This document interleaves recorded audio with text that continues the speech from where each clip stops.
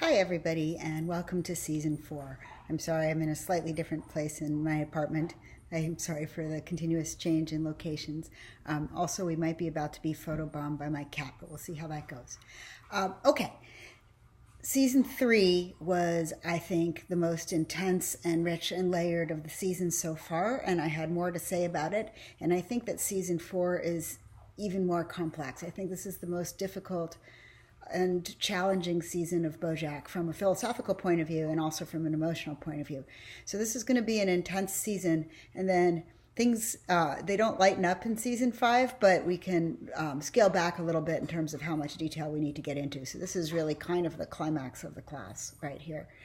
Before we get into the material of season 4 proper, I thought I would give a little mini lecture by way of introduction, thinking about the animal characters on the show and the notion of normal function and normal capacity and normal bodies.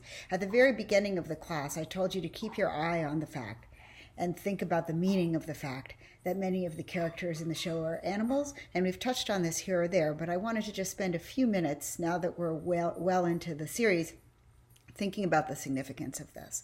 So why are there animal characters? How is this important? I think there are lots of readings of it, but I want to focus on one.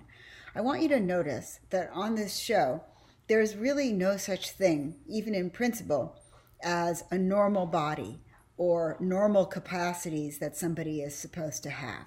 And so correspondingly, there really isn't such a thing either as an abnormal body or abnormal capacities. All there is variation. So different characters have different capacities. Some of them fly, some of them swim, some of them can land on their feet when they're thrown out of a moving car, some of them can jump, and at the same time, they all have different incapacities, right? Some of them need water to breathe, or they need air to breathe. They have different features of their bodies. Some have wings, some have gills. This is all variation. It's not better or worse. There's no sense on the show that one species is superior to another. Sometimes the characters will make light little quips about resenting a stereotype, like somebody will refer to a fish out of water and a fish will get offended or something. But these are all pretty lighthearted. It really does seem like on the series all species are equally valued. So it's not that these different capacities manifest themselves as disabilities, right? It's not a disability in a cat that a cat can't fly. And it's not a disability in a fish that a fish needs air to breathe. These are just variants in how our bodies function.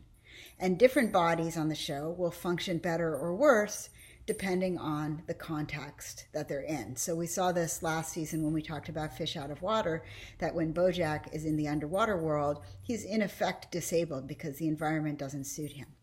So the point I want to get out of this is that on Bojack Horseman, there's really no such thing as the natural way that bodies are supposed to be. And there's no such thing as normal bodies as opposed to abnormal bodies.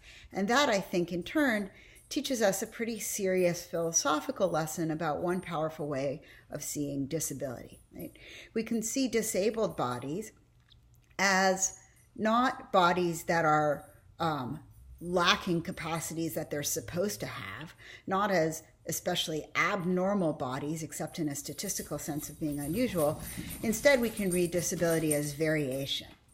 And whether having a particular body is a problem, whether it incapacitates you, doesn't depend on whether that body is intrinsically abnormal, but rather on context. And so if you can't walk, then you're not being able to walk is a problem or an incapacity if you're living in an environment built for walking people. But if you were to live in an environment built entirely for people who were in wheelchairs and couldn't walk, and everything was wheelchair accessible, then it wouldn't be any kind of incapacity anymore, right? It would just be normal. So similarly, if there's a snake on the show who has no legs and can't walk, that's not a disability. This is what's known as the social model of disability. The social model of disability is to be opposed to the medical model of disability. Medical model of disability says that to have a disabled body is to have a body that is pathological or broken in some way and that should be fixed or managed by medicine.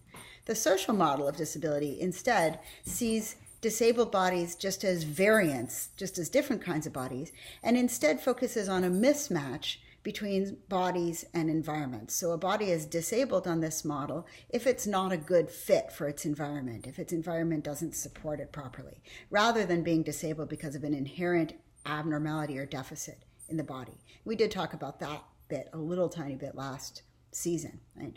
So I want to suggest that the use of animal characters on BoJack Horseman helps imaginatively defend or help us get a grip on the social model of disability. Now let's think just a little bit before I stop on cognitive differences as well.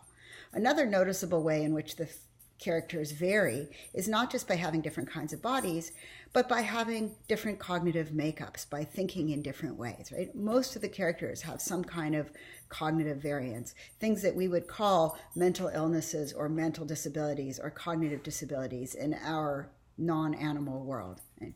Some characters have depression, some have memory loss. I think we should probably interpret Todd as having ADHD. And I think that Jonah, Princess Caroline's assistant, is pretty clearly to be interpreted as having autism.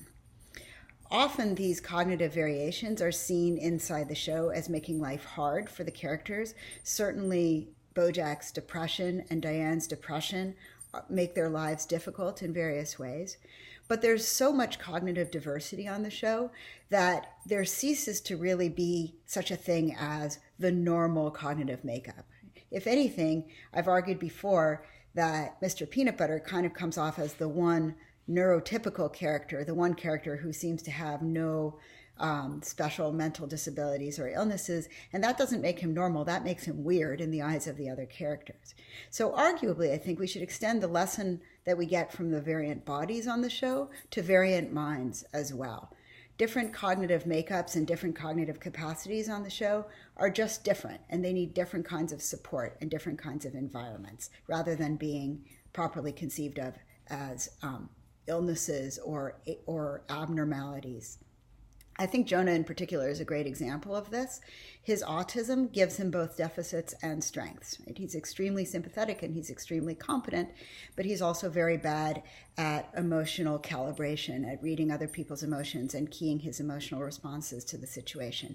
But he's in no way stigmatized. He's a very sympathetic character. He's just different. Now, some differences, unlike Jonah's autism, are hard not to see as negative. So on the show, some of the cognitive differences we see include depression, dementia, addiction, memory loss. These are hard things not to see as negative. They're certainly very difficult to live with. But I think that the show, by including so many different kinds of cognitively variant characters, gives us the message that variation is actually the norm. There is really no normal. Everybody thinks differently, and there's no such thing as the normal mind. So these different variations, while they may be painful, should be responded to by thinking about what kinds of social support people with these variations need in order to function well, rather than thinking of these people as broken or mentally ill or somehow needing to be fixed. That's mostly what I want to say on the topic, although I will throw in a little extra oddity of the show that I'm myself not sure what to make of, and that's that all of the different animal forms are equally valued, but on the other hand, all of the animals are one single animal, right? The species are kept separate from one another. So when two different species reproduce with one another, their baby is of one species or the other. It's not a mixture, right? Hollyhock has a human mother and a horse father, but she's just a horse, and so on and so forth for all of the other characters. So you don't get mixed species. And I kind of wonder why not. Indeed, the mixing of species, which doesn't come up very often, is in fact treated as abnormal and freaky. When Governor Woodchuck ends up with mismatched hands that don't suit his woodchuck species, everyone is super freaked out by him, and they don't want to vote for him because his hands are weird. I'm not sure what the show is doing there. It's interesting to think about why there's no mixing of species in this world and why the show would portray people as freaked out by the mixing of species. It may be that it's just a fun throwaway, or it may be that the show is here making some kind of commentary, right? And saying that the fact that people are freaked out by this doesn't reflect any real truths about what natural bodies are supposed to look like, but rather the kind of random prejudices that people tend to have against bodies that don't meet our ideas of normalcy. So that's a little something for you to think about. Okay, I'm going to move on now to the actual content of season 4.